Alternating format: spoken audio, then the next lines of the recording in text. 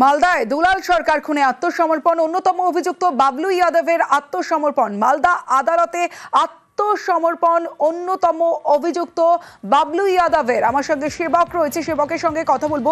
সেবক, এই বাবলুর জন্য তো আগেই 2 লক্ষ টাকা পুরস্কার ঘোষণাও করা হয়েছিল। একদমই, দেখো আমরা দেখেছিলাম যে গত 2 জানুয়ারি মালদহের নিমাসরা এলাকা শহরে সেখানে দাপুটে তৃণমূল নেতা ইংরেজবাজার পুরসভার কাউন্সিলর দুলাল সরকার ওরফে বাবলা তাকে গুলি করে খুন করা হয়েছিল। সিসিটিভি ফুটেজ যে এই ঘটনা দেখা গিয়েছিল, গুলিতে কার্যত ঝাঁঝরা করে দেওয়া হয়েছিল তৃণমূল নেতাকে। এই খুনের ঘটনায় এর আগে 9 জন গ্রেপ্তার হয়েছিল, কিন্তু অন্যতম অভিযুক্ত বাবলু যাদব তার নাগাল পাওয়া যাচ্ছিল না এবং এই বাবলু যাদবের খোঁজে 2 লক্ষ টাকার আর্থিক পুরস্কার ঘোষণা করেছিল মালদা পুলিশ। শেষ পর্যন্ত প্রায় 7.5 মাস বাদে আজ কিছুক্ষণ আগেই মালদা জেলা আদালতে এসে আত্মসমর্পণ করে এই বাবলু যাদব। বাবলু যাদব বছর 31-এর যুবক, মালদহের মহানন্দা কলোনি এলাকার বাসিন্দা।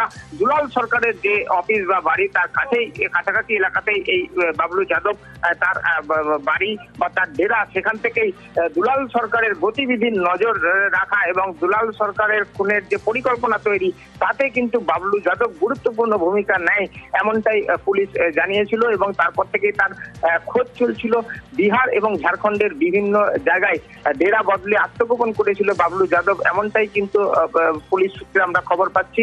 আজকে মালদা আদালতে বাবলু যাদব এসে হাজির হয় আইনজীবীর মাধ্যমে এবং আইনজীবী দাবি করেছেন যে আত্মসমর্পণের ঘটনা হয়েছে এবং এই পুলিশ সূত্রে আমরা যেটা জানতে পাচ্ছি যে তাকে হেফাজতে নেবে পুলিশ এবং এই জন্যই আজকে মালদা জেলা আদালতে হেফাজতে নেওয়ার জন্য আবেদন জানানো হবে। এই খুনের ঘটনায় এর আগেই তৃণমূলের শহর সভাপতি, প্রাক্তন শহর সভাপতি, পরে তাকে বহিষ্কৃত করা হয়।